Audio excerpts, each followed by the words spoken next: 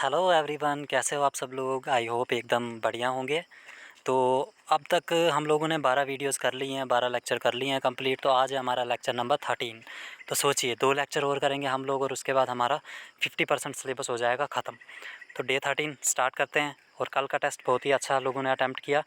कुछ ही लोगों ने किया, लेकिन जिन्होंने भी किया अच्छी प्रोग्रेस देखने को मिली।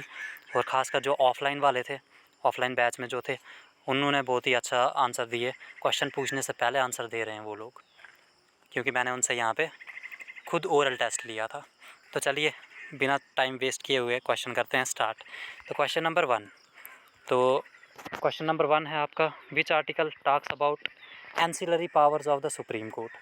तो देखिए अब तक हम क्या पढ़ चुके हैं कि सुप्रीम कोर्ट के बारे में आर्टिकल 124 से लेके 147 तक है। और ये पार्ट 5 में आता है, पार्ट 5 ऑफ इंडियन कॉन्स्टिट्यूशन। तो देखिए आर्टिकल 140 क्या बोलता है, ancillary powers of the supreme court के बारे में बताता है।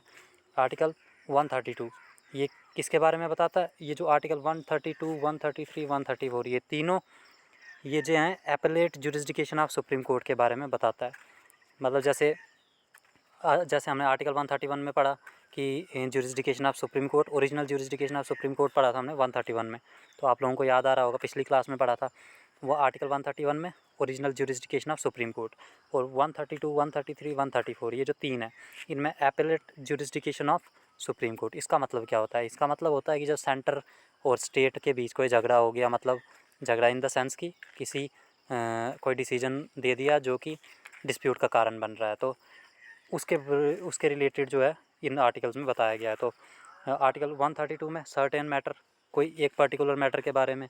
आर्टिकल 133 में सिविल मैटर के बारे में, और 134 में क्रिमिनल मैटर के बारे में।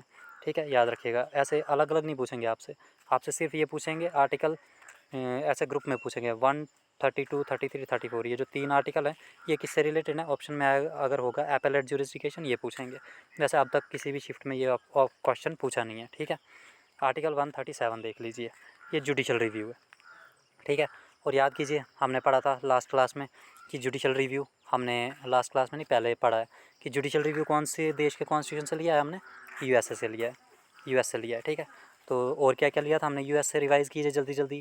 फंडामेंटल राइट्स लिए थे, और क्या लिया था हमने, इंडिपेंडेंस ऑफ जुडिशरी भी ली थी, और office of president vice president लिया था, और क्या लिया था, removal of president vice president और removal of high court and supreme court जज। 6 चीज़ें, ये 6 चीज़ें मैंने आपको करवाई थी जो यूएस से ली थी। तो जल्दी जल्दी हो गई रिवीजन। उसके बाद question number 2, 3 pillars of democracy. देखिए वैसे तो ऐसे बोलने के लिए तो रिपोर्टर्स बोल देते हैं, न्यूज़ के एंकर जो होते हैं कि हम चौथा पिलर हैं डेमोक्रेसी का, लेकिन रियलिटी में 3 पिलर्स ऑफ डेमोक्रेसी हैं। पहला आ गया लेजिस्लेचर, दूसरा एग्जीक्यूटिव, तीसरा जुडिशरी।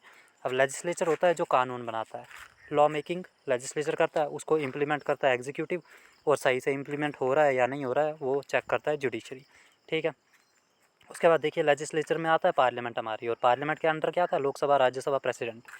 और एग्जीक्यूटिव के अंदर गवर्नमेंट जो हमारी पूरी है, पुलिस वगैरह ये सारी चीज़ें इसमें ही होती हैं। ठीक है, तो इसमें PM, council of ministers extra, ये सारी आती हैं हमारी गवर्नमेंट में। ठीक है, और एक छोटा सा जो गवर्नमेंट का एम्प्लॉय है ना, वो सारा एग्जीक्यूटिव में आता है। उसके बाद आ गई जुडिशरी, जुडिशरी में हमारे कोर्ट वगैरह आ गए। ठीक है, ये चेक करते हैं कि लॉ सही से इम्प्लीमेंट हो रहा है कि नहीं हो रहा है। तो ये थी हमारी कंप्लीट डेमोक्रेसी के बारे में, 3 पिलर्स ऑफ डेमोक्रेसी। उसके बाद लेजिस्लेचर, हाँ ये मैंने आपको बता दिया। लेजिस्लेचर का काम होता है कानून बनाना, एग्जीक्यूटिव का काम होता है कानून को इम्प्लीमेंट करना, और जुडिशरी का काम होता है चेक करना कि सही से इम्प्लीमेंट हो रहा है कि नहीं हो रहा है। ठीक है, अब थियोसॉफिकल सोसाइटी जो है वो कब बनी थी, 1875 में। हेडक्वार्टर कहाँ है इसका, न्यूयॉर्क में। और फाउंडर कौन था, तो एम.एस. ऑलकॉट और एच.पी. ब्लावस्की, ये इसके फाउंडर थे। ठीक है, याद रखिएगा, सोसाइटीज़ के क्वेश्चन इस बार पूछे हैं CHSL में। In 1882 its headquarter shifted to Adyar, Madras. ठीक है, 1882 में इसका हेडक्वार्टर शिफ्ट हो गया, और कहाँ चले गया, मद्रास में। उसके बाद after the death of its founder, ठीक है, जो इसके फाउंडर्स थे ऊपर अभी हमने पढ़े दो, उनकी डेथ के बाद एनी बसंत जो है इसकी हेड बन गई थी। ओके, अब एनी बसंत के बारे में थोड़ा देख लेते हैं। देखिए एनी बसंत ने होम रूल लीग फाउंड की थी, और होम रूल लीग दो थी, एक तो इन्होंने फाउंड की थी एनी बसंत ने, और दूसरी बाल गंगाधर तिलक ने। अगर मद्रास वाली पूछे तो एनी बसंत, और दोनों ने 1916 में ही की थी। और अगर पुणे वाली पूछे तो बाल Gangadhar Tilak. Father of Indian unrest, ठीक है, फादर ऑफ इंडियन अनरेस्ट तो वैलेंटाइन चिरोड, इन्होंने इसको बोला था फादर ऑफ इंडियन अनरेस्ट। किसको? बाल गंगाधर तिलक जी को वैलेंटाइन चिरोड ने क्या बोला था कि ये टाइटल दिया था फादर ऑफ इंडियन अनरेस्ट। ठीक है, याद रखिएगा। और हम लोकमान्य के नाम से जानते हैं बाल गंगाधर तिलक जी को, लोकमान्य के नाम से, याद रखिएगा। और इन 2 न्यूज़पेपर स्टार्ट किए थे, मराठा इंग्लिश में और केसरी मराठी में। याद कीजिए, हमने फर्स्ट क्लास में विवेकानंद जी के, स्वामी विवेकानंद जी के 2 न्यूज़पेपर पढ़े थे, याद आ रहा है? कौन से थे वो? प्रबुद्ध भारत और उद्बोधना। तो बताइए इंग्लिश में कौन सा था इसमें से, और उसमें बंगाली में कौन सा था? कमेंट में बताइए। अब बुक्स देखिए, इन्होंने एक बुक लिखी है बाल गंगाधर तिलक जी ने, आर्कटिक होम टू वेदास, ये बुक लिखी है। ठीक है। Question number 4, developmental expenditure comes under which part of the budget. ठीक है, बजट आता है ना कि हम नेक्स्ट सालाना बजट भी आता है, 5 साल का भी आता है कि हम क्या करेंगे इस पीरियड में, क्या क्या करेंगे, कौन से जगह पे कितना पैसा खर्च करेंगे। ठीक है, तो पहली बात, बजट तो आर्टिकल 112 में आता है। ठीक है, और कैपिटल एक्सपेंडिचर में ये आता है। ठीक है, developmental expenditure comes under which of the following budget. ठीक है, तो कैपिटल एक्सपेंडिचर में आता है। अब देखिए, अब तक हम पहले क्या पढ़ चुके हैं, आर्टिकल 107 पढ़ चुके हैं, प्रोसीजर ऑफ ऑर्डिनरी बिल, और 108 में जॉइंट सिटिंग, जो कि प्रेसिडेंट बिठाता है जब भी डिस्प्यूट होता है सेंटर और स्टेट में, तो जॉइंट सिटिंग बिठाता है, वो आता है 108 में। 109 में क्या आता है? Procedure of money bills. 110 में क्या आता है, मतलब 110 में क्या आता है? Definition of money bills. और 111 में वीटो पावर्स हमने पढ़ी हुई हैं। 3 टाइप की वीटो पावर्स होती हैं, absolute veto, suspensive veto, pocket veto. Absolute veto में क्या होता है कि कंप्लीटली रिफ्यूज़ कर देता है प्रेसिडेंट अपना एसेंट देने से, स्वीकृति देने से किसी बिल पे। सस्पेंसिव वीटो में वो रिटर्न कर देता है, वापस कर देता है अमेंडमेंट्स के लिए। और पॉकेट वीटो जो होती है उसमें कोई रिस्पांस ही नहीं देता है, वो भी अनलिमिटेड टाइम के लिए, जब तक वो चाहे कोई रिस्पांस ना दे। तो ये होती है वीटो पावर्स प्रेसिडेंट की, और ये आर्टिकल 111 में होती हैं। ठीक है, और देखिए इसमें कुछ एक्सेप्शंस थी, जैसे कि money bills, no suspensive veto. Money bills के लिए सस्पेंसिव वीटो नहीं यूज़ कर सकता है प्रेसिडेंट। क्यों? मैंने आपको बताया था लास्ट क्लास में, क्योंकि मनी बिल प्रायर रिकमेंडेशन से ही लिए जाती हैं, प्रेसिडेंट की रिकमेंडेशन से ही मनी बिल इंट्रोड्यूस होता है। और कॉन्स्टिट्यूशनल अमेंडमेंट बिल के लिए तो वीटो पावर यूज़ ही नहीं कर सकता है, कोई भी वीटो पावर यूज़ नहीं कर सकता है प्रेसिडेंट। ठीक है, उसके बाद जॉइंट सिटिंग। तो ये जॉइंट सिटिंग का जो प्रोसीजर है, ये हमने कहाँ से लिया है? ये हमने ऑस्ट्रेलिया के कॉन्स्टिट्यूशन से लिया है। ठीक है, याद कीजिए, जल्दी जल्दी रिकॉल कीजिए कि अब तक हम क्या क्या पढ़ चुके हैं। यूएसएसआर से क्या लिया था हमने? याद कीजिए, यूएसएसआर से फंडामेंटल ड्यूटीज़ लिए हैं, यूएसए से हमने फंडामेंटल राइट्स, अभी मैंने पहले बताया, और भी चीज़ें ली हैं। और आयरलैंड से क्या लिया है? Attractive principles of state policy. South Africa से क्या लिया है हमने? अमेंडमेंट्स का प्रोसीजर लिया है। ठीक है, तो ये सारे याद करने हैं आपने। Question number 5, what is the adulterant of hot paprika. ठीक है, तो इसमें मतलब मिलावट का, अडल्ट्रेशन होता है मिलावट। हॉट पपरिका में मिलावट करने के लिए कौन सा सब्सटेंस यूज़ होता है? तो सुडान डाई, ये भी रेड कलर का होता है, इसीलिए इसमें मिलावट कर देते हैं। ठीक है, और प्रिजर्वेटिव्स। प्रिजर्वेटिव्स क्या होता है? जो हम मतलब खाना देर तक ठीक रहे, खाने को बचा के रखने के लिए जो यूज़ करते हैं, जैसे कि जैसे जैम लाते हो ना आप मार्केट से, उसमें सोडियम बेंजोएट मिला होता है, ये केमिकल होता है। ठीक है, इससे क्या होता है? इनको प्रिजर्वेटिव्स बोलते हैं। तो इससे क्या होता है? खाना देर तक ठीक रहता है। ठीक है, और ये भी प्रिजर्वेटिव होता है सोडियम नाइट्रेट, याद रखिएगा। नाइट्रेट तो एक्सप्लोड्स के लिए यूज़ होता है, एक्सप्लोजन्स के लिए। नाइट्राइट है ये। ठीक है, अब Mohan Shyam Sharma is famous musician associated with, याद कीजिए, पहले भी हम पढ़ चुके हैं कि तोताराज शर्मा और मोहन श्याम शर्मा ये दोनों पखवाज से रिलेटेड है। ठीक है, अब हंटर कमीशन देखिए, इस बार कमीशन कमिटीज़ के बारे में पूछा है CHSL में भी और GD में भी। तो हंटर कमीशन 1882 में आया था, और ड्यूरिंग रिपन, लॉर्ड रिपन के टाइम पे आया था। ये किससे रिलेटेड था? तो ये प्राइमरी एजुकेशन और वीमेंस की एजुकेशन ने किया था। ठीक है, अब कुछ एजुकेशन कमीशंस देख लेते हैं जो भी इंपॉर्टेंट थे। जैसे मैकाउलेज मिनट 1835, ये आया था एक। तो इसने किसके टाइम पे आया था? ये विलियम बेंटिक के टाइम पे आया था। तो इसने क्या, इंग्लिश एजुकेशन को प्रमोट करने की बात कही थी। उसके बाद और इसने क्या बोला? डाउनवर्ड फिल्ट्रेशन थ्योरी दी, मतलब इसने एक ऐसा कुछ दिया था, हाँ, एक ऐसी लाइन बोली थी कि इंडिया की होल जितनी भी मतलब एजुकेशन सिस्टम है जितना भी, उतना इनकी जो ब्रिटिश है या ब्रिटेन बोलेंगे, वहाँ पे एक बुक में इतना सा मिल जाता है, उससे ज़्यादा नॉलेज मिल जाता है जितना पूरी होल एजुकेशन सिस्टम है इंडिया का। ये बोला था इन्होंने, तो वही है डाउनवर्ड फिल्ट्रेशन थ्योरी। ठीक है, तो इसकी ये जो थ्योरी है ये रिजेक्ट की किसने? वुड्स डिस्पैच ने। कब? 1854 में। किसके टाइम पे आया था? डलहौजी के टाइम पे। और याद कीजिए डलहौजी के टाइम पे क्या क्या हुआ था, हम पहले पढ़ चुके हैं। ठीक है, याद कीजिए डलहौजी के टाइम पे क्या हुआ था। डलहौजी ने डॉक्ट्रिन ऑफ लैप्स दी थी। याद कीजिए कि मतलब जिस राजा का अपना सगा बेटा नहीं हो तो वो ब्रिटिश के कंट्रोल में आ जाएगा पूरा एरिया। याद आ गया? हाँ, तो चलिए, डॉक्ट्रिन ऑफ लैप्स किसने दिया था? डलहौजी ने, याद रखिएगा। Question number 8, how many Lok Sabha seats are there for the state of Meghalaya? Meghalaya के लिए कितनी लोकसभा सीट्स है? ओनली 2। और सबसे ज़्यादा किसके लिए? यूपी के लिए, ये भी याद रखिएगा। नंबर ऑफ लोकसभा सीट्स कौन डिसाइड करता है? तो डीलिमिटेशन कमीशन। डीलिमिटेशन कमीशन जो है वो डिसाइड करता है कि कौन सी स्टेट में कितनी सीट्स होंगी, और ये किसके अकॉर्डिंग? ये पॉपुलेशन के हिसाब से सीट्स होती हैं स्टार्ट, ठीक है, याद रखिएगा। तो यूपी में कितनी सीट्स हैं टोटल? तो यूपी में 80 सीट्स हैं टोटल। उसके बाद क्वेश्चन नंबर 9, सबसे ज़्यादा सीट्स यूपी में और 80 हैं, याद रखिएगा। और सबसे, ये लोकसभा सीट्स की बात हो रही है, ठीक है। और राज्यसभा की सीट्स भी सबसे ज़्यादा यूपी की हैं, कितनी है? 31, वो भी याद रखिएगा। Question number 9, in context of panchavrata in Jainism which of the following means non stealing? देखिए, जैनिज़्म में 5 व्रत होते हैं, ठीक है, पंचव्रत बोलते हैं उनको। तो उनमें से किसका मतलब होता है नॉन स्टीलिंग की, चोरी नहीं करनी चाहिए? तो असत्य जो होता है उस अस्त्या जो होता है उसका मतलब होता है नॉन स्टीलिंग, चोरी नहीं करनी है हमको। अब देखिए, वो 5 के 5 देख लेते हैं हम जल्दी जल्दी। ब्रह्मचार्य का मतलब होता है, मतलब समझ ही गए होंगे आप लोग कि सेक्स से दूर रहना, ठीक है, ये होता है ब्रह्मचार्य का मतलब, ठीक है, जिसको सेसेशन भी बोलते हैं, ठीक है, याद रखिएगा। और अस्त्या देख लिया, नॉन स्टीलिंग। अपार गृह, इसका मतलब क्या होता है? डिटेच फ्राम मटेरियल थिंग्स, ठीक है। जैसे कि अपार गृह का मतलब, जैसे आजकल लोगों का क्या है, मुझे आईफोन लेना है, ऐसी चीज़ें, मतलब फालतू खर्चा करने से बचना है। मटीरियलिस्टिक बोलते हैं उसको, जो ऐसी चीज़ें करता है, ठीक है, उससे दूर रहना। और अहिंसा पता है आपको, नॉन वायलेंस हो। सत्य मतलब हमेशा सच बोलना चाहिए। ये क्या है? ये हमारे पंचव्रत हैं, किसके? जैनिज़्म के। जैनिज़्म का फाउंडर कौन था? बहुत से लोगों को पता होगा, लेकिन शायद मैंने अभी तक पढ़ाया नहीं है। जैनिज़्म का फाउंडर था महावीर, ठीक है, और वो 24th तीर्थंकर थे। वो शायद नेक्स्ट क्लास में होगा, वो हम पढ़ लेंगे नेक्स्ट। नेक्स्ट क्लास में नहीं है, इसी क्लास में। देखिए, जैनिज़्म का फाउंडर महावीर है, ठीक है, याद रखिएगा, महावीर। और तीर्थंकर होते थे गुरु, ठीक है। तो जैनिज़्म में टोटल 24 गुरु थे। पहला पूछ लेते हैं, ऋषभ देव, जिसका सिंबल क्या था? बुल। उसको किससे रिप्रेजेंट करते थे? बुल से, ठीक है। और दूसरा 22nd कौन सा था? यह था अरिस्टनेमी। तो इन दोनों का नाम ऋग्वेद में लिखा हुआ है, ऋषभ देव भी और अरिस्टनेमी का भी, तो ये दोनों इंपॉर्टेंट हो जाते हैं। उसके बाद देखिए 23rd था प्रशवनाथ, इनका सिंबल क्या था? सरपेंट, सांप, ठीक है। और 24th है महावीर, जो कि फाउंडर माना जाता है इनको, क्योंकि इन्होंने बहुत कुछ किया था इसको प्रमोट करने के लिए। और इनका शेर है महावीर, शेर, याद रखिएगा, ठीक है, सिंबल इनका शेर है। तो रियल फाउंडर इनको ही माना जाता है, महावीर को बता दिया मैंने आपको। इनका जन्म कहाँ पे हुआ था? कुंदग्राम में, जो कहाँ पे? वैशाली में। और याद कीजिए, वैशाली में कौन सी बुद्धिस्ट काउंसिल हुई थी? याद कीजिए जल्दी। इनकी डेथ हुई थी पावापुरी में, ठीक है। पावापुरी अलग गया, पावा अलग गया, ठीक है। पावापुरी में डेथ हुई थी इन्होंने, वो इनकी, और पावा में इन्होंने सरमन दिया था, फर्स्ट सरमन, ठीक है।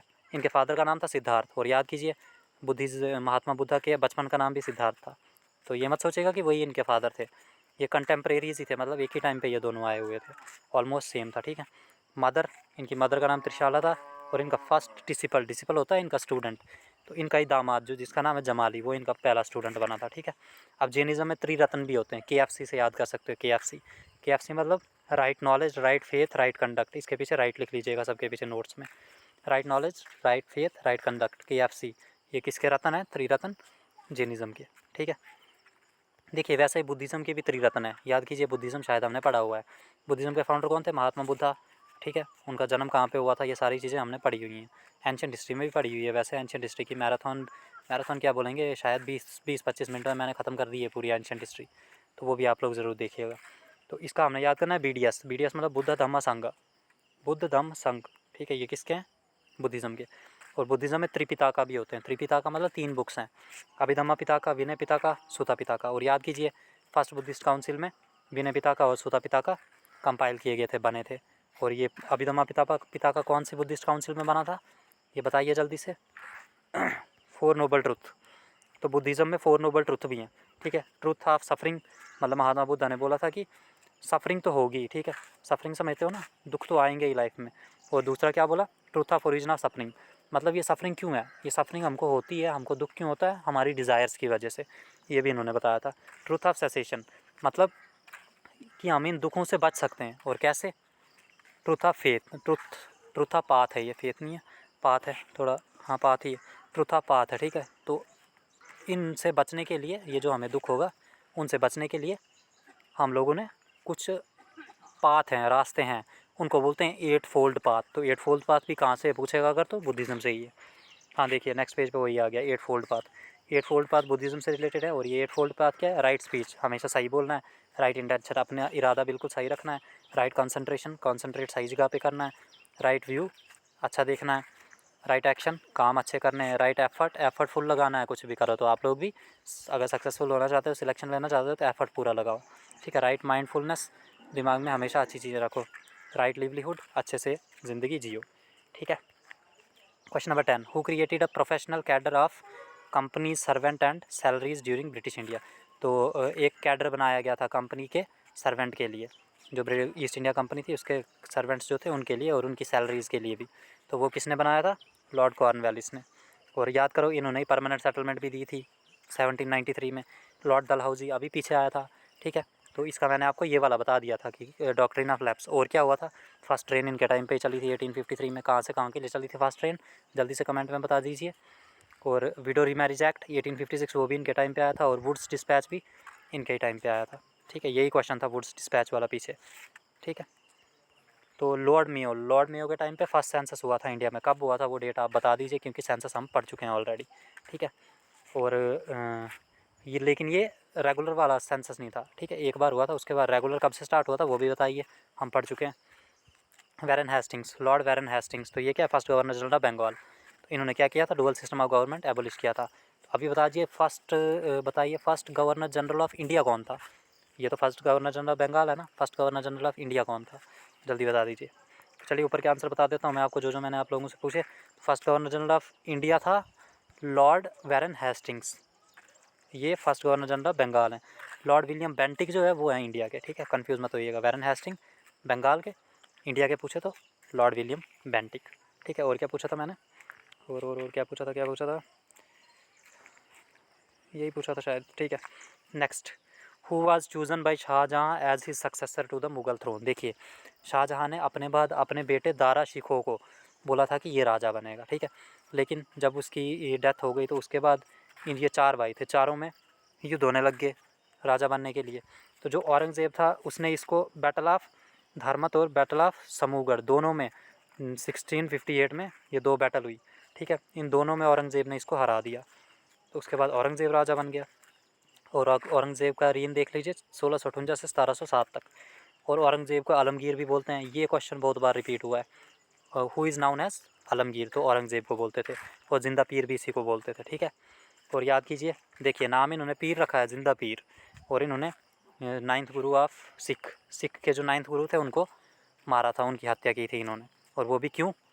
क्योंकि चलिए इतनी डिटेल में नहीं जाएंगे, वो मैं आपको नेक्स्ट क्लास में बताऊंगा क्यों, क्योंकि लेक्चर ज़्यादा लंबा हो जाएगा, ठीक है। 18 मिनट का ऑलरेडी हो चुका है।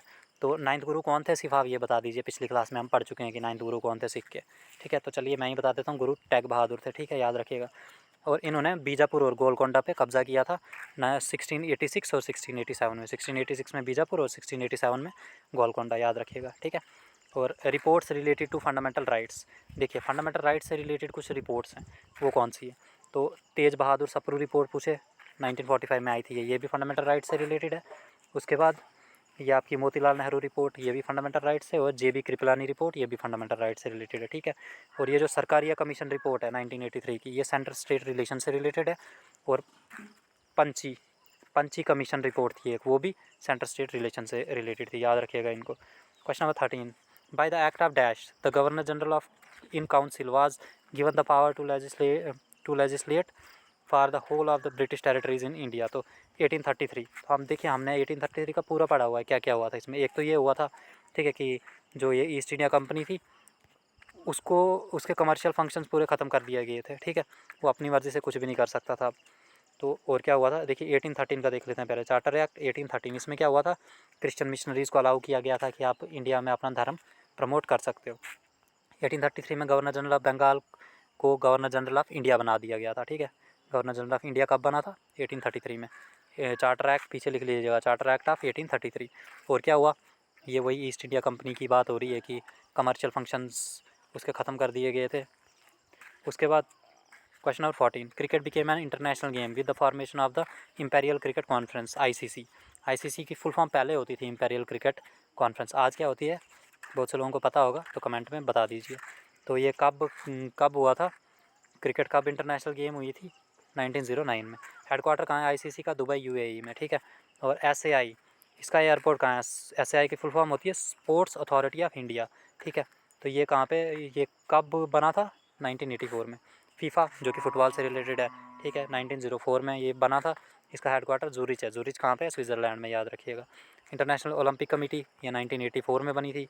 इंडियन ओलंपिक एसोसिएशन पूछे तो 1927 में, याद कीजिए 1927 में। और क्या हुआ था? साइमन कमीशन, याद आ रहा है कुछ?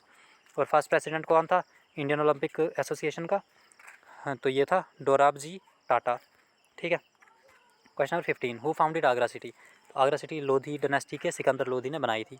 तो फाउंडर कौन था लोधी डायनेस्टी का? बहलोल लोधी, ठीक है। और इन्होंने क्या किया था? डबल टॉम्ब आर्किटेक्चर इन्होंने इंट्रोड्यूस किया था। तो ये 3 इंपॉर्टेंट चीज़ें हैं लोधी डायनेस्टी की, याद रखिएगा, ठीक है। उसका question number 19, eighth round of world trade organisation completed, कब कंप्लीट हुआ था? तो 1994 में eighth round of world trade organisation complete हुआ था। अब ये है क्या चीज़? तो ये देखिए 1994 में एक कॉन्फ्रेंस हुई जिसको बोलते हैं ब्रेटलॉन वुड्स कॉन्फ्रेंस, ठीक है। उसमें 3 ऑर्गेनाइजेशंस बनी, world bank, international monetary fund और इंटरनेशनल ट्रेड ऑर्गेनाइजेशन। ये दोनों तो सर्वाइव कर गई, अच्छे से चली। इन दोनों का ही हेडक्वार्टर वाशिंगटन डीसी में, याद रखिएगा, वर्ल्ड बैंक का भी, इंटरनेशनल मॉनिटरी फंड का भी। लेकिन ये जो इंटरनेशनल ट्रेड ऑर्गेनाइजेशन है तो ये सर्वाइव नहीं कर पाई, तो ये ख़त्म हो गई। तो फिर बाद में इसको चेंज करके बना दिया गया वर्ल्ड ट्रेड ऑर्गेनाइजेशन जो आज है। इसका हेडक्वार्टर कहाँ है? जेनेवा में, ठीक है। और जेनेवा कहाँ है? स्विट्ज़रलैंड में, ओके, याद रखिएगा। हेडक्वार्टर्स पूछते हैं तो याद रखना है। Question number 20, the dash birth rate indicates the number of live births occurring during the year per 1000 population estimated at the mid year. देखिए पहली बात तो ये कि बर्थ रेट कैसे काउंट होता है कि पर 1000 मेल से, ठीक है। डेथ रेट पर 1000 मेल से। अब देखिए क्रूड बर्थ रेट पूछ ले अगर आपसे, क्रूड बर्थ रेट, तो ये इसका आंसर तो पहले क्रूड बर्थ रेट है। अगर उसके बाद ये पूछ ले कि क्रूड बर्थ रेट कितना था सेंसस 2011 के अकॉर्डिंग, तो वो था आपका crude birth rate according to census 2011 21.8%, 21.8% था, ठीक है। और अगर आपका क्रूड डेथ रेट पूछ ले तो 7.2 पर 1000, ठीक है। मतलब 7.2 ही सर्वाइव कर डेथ हो जाती थी 7.2 की पर 1000 से अगर बात करें तो। इन्फेंट होता है छोटे बच्चे, छोटे बच्चों का डेथ रेट, मोर्टेलिटी रेट मतलब डेथ रेट कितना था? तो हर 1000 बच्चों में से 47 बच्चे पैदा होते ही मर जाते हैं। इन्फेंट मोर्टेलिटी रेट समझ गए आप? गुड। उसके बाद करंट अफेयर शॉर्ट जो कि हर वीडियो में लास्ट में होता है। Who recently become the youngest to cross the north channel? तो ये हमारे अंशुमन जांगरान बन गए, ठीक है। ये 18 साल की उम्र में इन्होंने नॉर्थ चैनल को क्रॉस किया है, ठीक है। उसके बाद question number 2, who won the Wimbledon 2023? याद कीजिए हमने फ्रेंच ओपन पढ़ा है, हमने ऑस्ट्रेलियन ओपन पढ़ा है और हमने यूएस ओपन भी पढ़ा है, ठीक है। जल्दी जल्दी रिकॉल कीजिए, फ्रेंच ओपन किसने जीता था लड़कों में से? याद कीजिए। तो अल्कराज जी ने, कार्लोस अल्कराज ऐसा ही नाम था शायद उनका, हाँ। तो लास्ट में अल्कराज ही था और ईगा स्वातिक, फीमेल्स में से ईगा स्वातिक, याद आ गया। तो इसको याद कैसे रखना है? थोड़ा अल्कराज इंडिया का नाम लग रहा है ना, अल्कराज, और ईगा स्वातिक, स्वातिक से आप स्वाति याद कर लीजिए। तो ये दोनों इंडिया के नाम हो तो वो उन्होंने फ्रेंच वाला जीता है, ठीक है। उसके बाद ऑस्ट्रेलिया वाला किसने जीता था? याद कीजिए जल्दी। मेल में जीता था किसने? जानिक सिनर ने। और फीमेल भी किसने जीता था? याद की आर्याना सैबालंका ने, ठीक है। और यूएस ओपन किसने जीता? नोवाक जोकोविच। और लड़की का आप लोग बताएंगे कमेंट में, ठीक है। उसके बाद अब ये देख लीजिए जो हम पढ़ रहे थे, कार्लोस अल्कराज ने इस बार विंबलडन जीता और ओल्डेस्ट यही है विंबलडन, याद कीजिए, आंसर लिखा हुआ भी है। ओल्डेस्ट ग्रैंड स्लैम 1877 में स्टार्ट हुआ था विंबलडन, ठीक है। कार्लोस अल्कराज ने जीता जो कि स्पेन के, और हराया किसको? नोवाक जोकोविच को। पिछले साल भी कार्लोस अल्कराज ने जीता था, हराया किसको था? नोवाक जोकोविच को। पिछले साल भी सेम ही हुआ था। और वीमेंस में कौन विनर बनी इसकी? तो मार्केटा वांड्रोजोवा ये बनी, ठीक है। और ये है कहाँ की? सिज रिपब्लिक की, याद रखिएगा। इसके साथ ही 25 मिनट होने वाले हैं वीडियो को, और आज लेक्चर थोड़ा लंबा हो गया लेकिन कल से शॉर्ट रखने की कोशिश करूँगा। तो आई होप वीडियो अच्छी लगी हो तो वीडियो को लाइक कीजिए, शेयर कीजिए, फर्स्ट टाइम आया सब्सक्राइब कीजिए। मिलते हैं नेक्स्ट वीडियो में, तब तक के लिए गुड बाय।